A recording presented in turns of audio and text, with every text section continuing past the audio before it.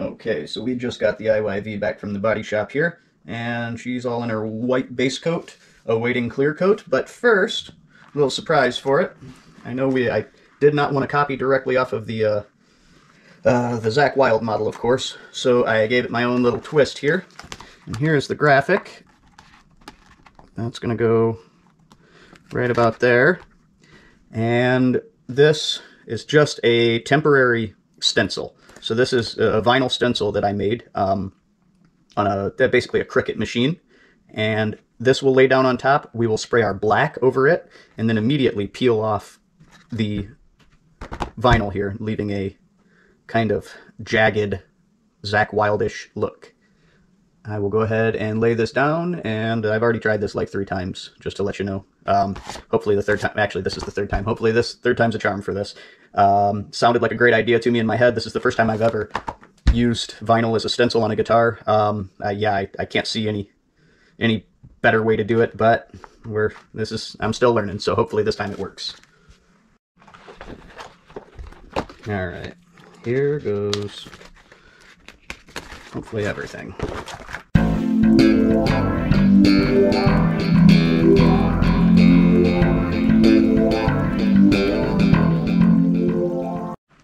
Okay, now you may be saying, Dan, that's a mess. But if you would have seen the other attempts that I made, you would be calling it good as well.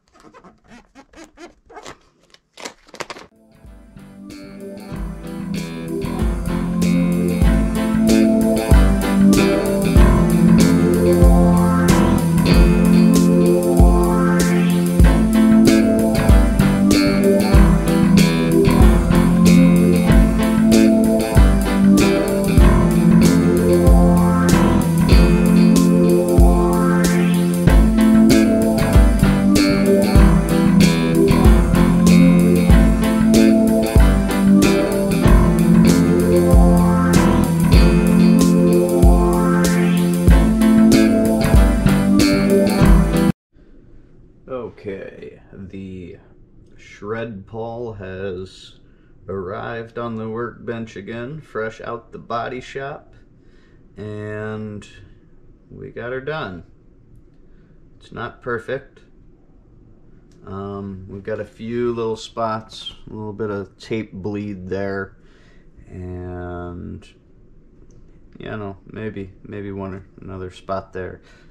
Not the worst I've ever had happen to me, for sure.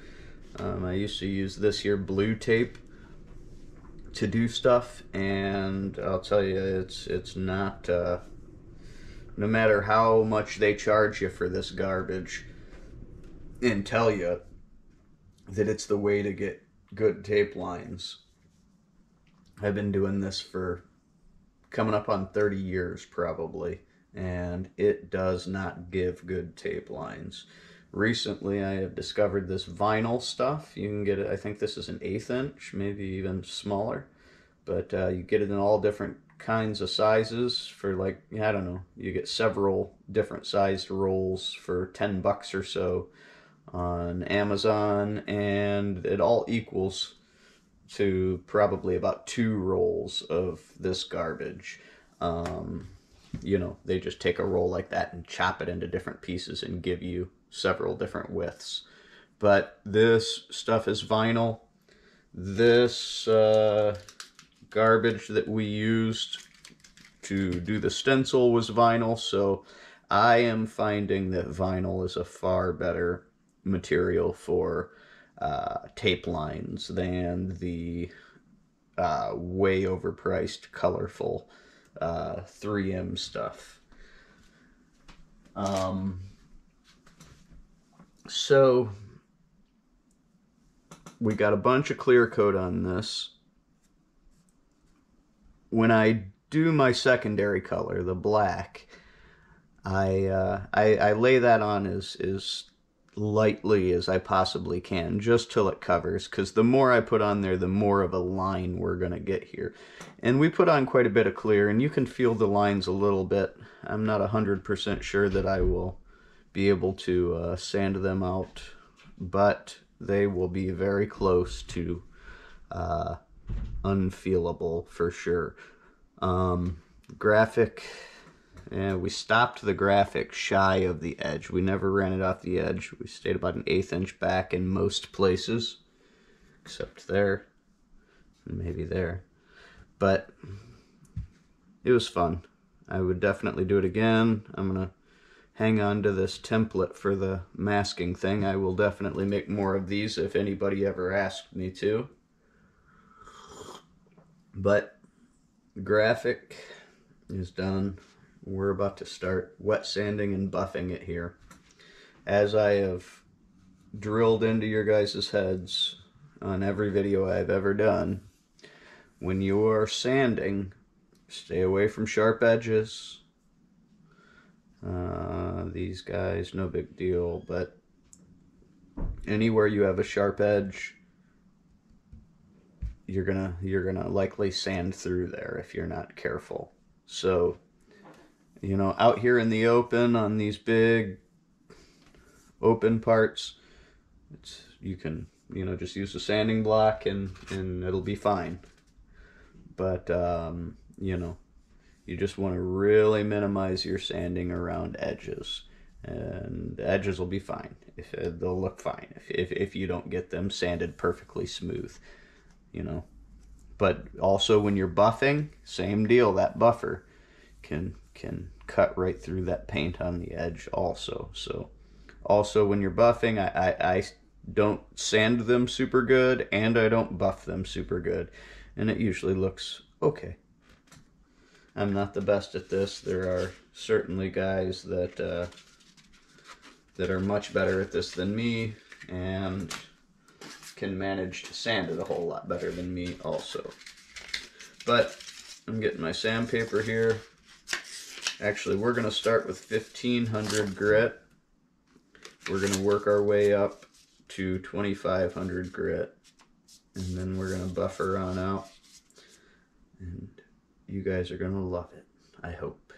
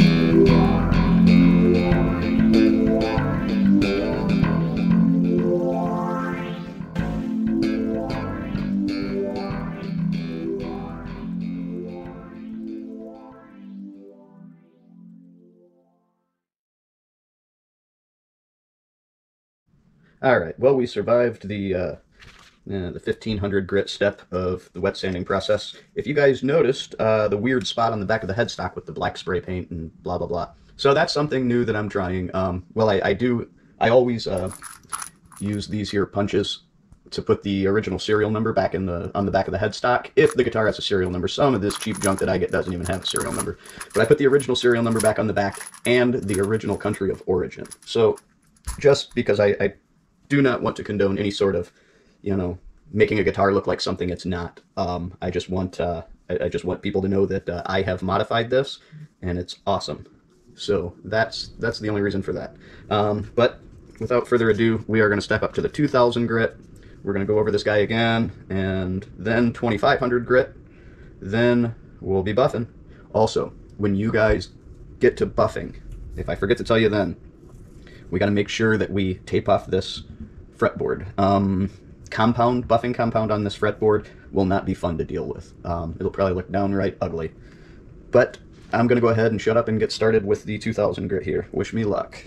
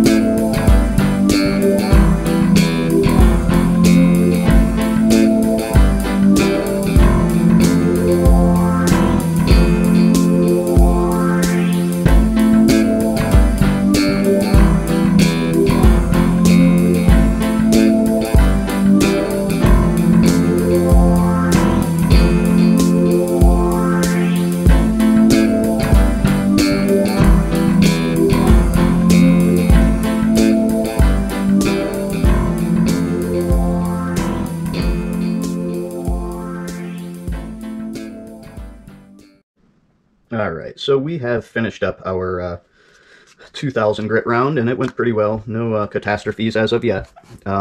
So as you go through these, you may be thinking, okay, well, we're getting lighter in sandpaper. I can get more aggressive with it because it's a lighter grit.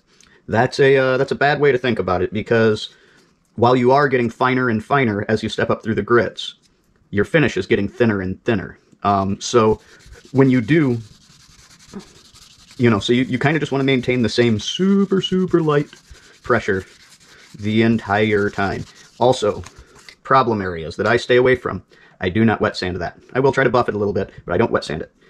While I am in the paint booth, this area right here, I always try my best when it's probably the last spot that I hit on the guitar.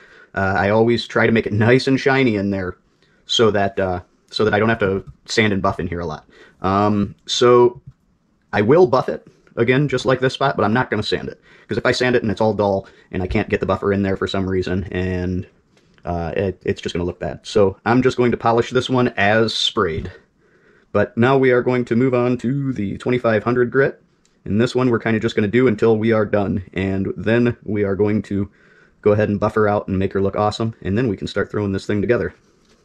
Your finish is getting very thin by this point, but you have to finish it. This is the round where you gotta make sure that everything is super uniformly flat. No shiny spots. This is the one that's gonna turn it into glass, and when you buff it out, it's gonna make it shine like glass. Also, the finer you go with your sandpaper, the easier it is to buff. I mean, when you get into like the 2000, 3000 grit stuff, I mean, 3000 and beyond, it's almost like, it almost buffs itself at that point. But 25 is the highest that I've got here in my little shop, so we're going to buff from there, and that's a pretty good place to buff at, is 2500 grit, in my opinion. But yeah, we got to be super, super careful around the corners, of course. Although the corners maybe are thickest spots at this point because we haven't really got into them much.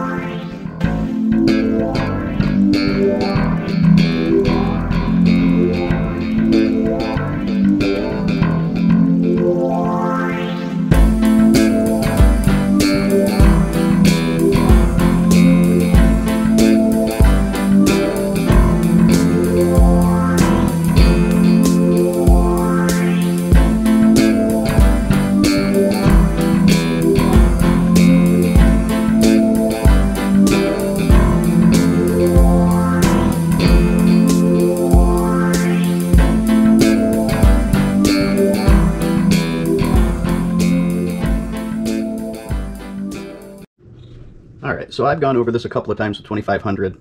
We still got a little ways to go. On an arch top such as this, meaning that the top is arched, it's not just a perfectly flat top like a Telecaster, for example, or an SG. They call those slab guitars, slab bodies. This one, though, has some, features to it, I guess you'd say. And right around in this area right here, the part that really makes a Les Paul beautiful, as you're sanding this with a sanding block, you kind of float over this little stripe around here. So there's an area that you got to kind of get into a little bit here. Again, you don't want to go too crazy. You want to keep on drying it off and checking, looking at your little shiny specks here and there. As long as you've got shiny specks, you've still got room to make it better. We could probably stop right here and buff it out and it would look pretty darn good, but I think I want this one to look better. And there's always the possibility that at this stage in the game, you could sand through and then you're pretty much, depending on where it's at, you're pretty much screwing yourself in. And it's a redo for the entire job. But I'm going to go at it a little more here and wish me luck that I don't go through. And if you're following along at home, I wish you luck that you don't go through. Here we go.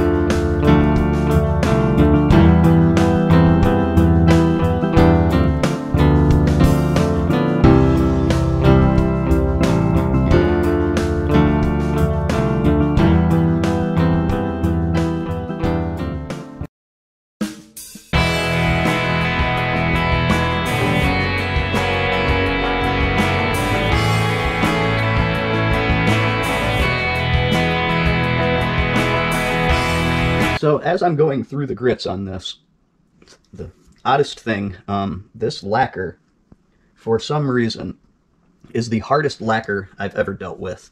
And to be honest with you, as I am sanding this, it literally smells like urethane, which is what modern day base coat, clear coat car finishes is. And it smells like urethane clear, and it's about as hard as the urethane clear is to sand, which is kind of, I started thinking, I'm like, geez, did they give me urethane instead of lacquer in the wrong can or something? But that can't be possible, because urethane needs a hardener in order to dry. So as I'm looking at my progress on the back here, I'm seeing that I've still got a good bit of orange peel to sand out here on the back. So I am actually going to revert to a lighter grit. I'm going to go back to an 800 grit just to make fast work of this, and then I'm going to work my way back through the steps again. But the front was taking a very long time, and now I kind of understand why. This clear that I'm using is, oh geez, I do believe it is Minwax brushing lacquer, and it seemed, I've used it before out of the same can, and it's been fine, but for some reason, for whatever reason, this stuff got extra hard. I don't know. I just don't know how it happened, but here we go.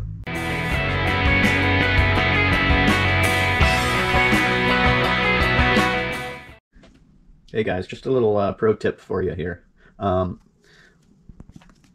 know, you use some spray adhesive and some aluminum foil to shield your thing. You sand it real smooth, get it ready for some really awesome gloss black paint, and then you realize this was from a different guitar and does not even come close to fitting. So I gotta track down the correct one and do that all over again. Alright guys, we've got this thing wet sanded. We used, I believe, Minwax brushing lacquer this time, and I have also used a few other brands, I believe Watco and Mohawk, and both of those were extremely similar and very good products. This Minwax stuff, I can't really say if it's better or worse.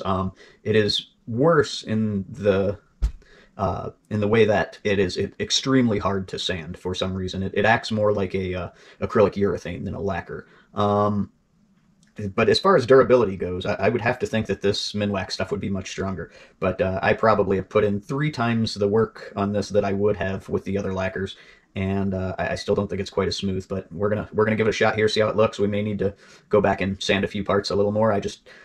I'm getting nervous around the edges and stuff where I'm afraid of going through. So I'm going to put us on fast forward again and polish, polish, polish.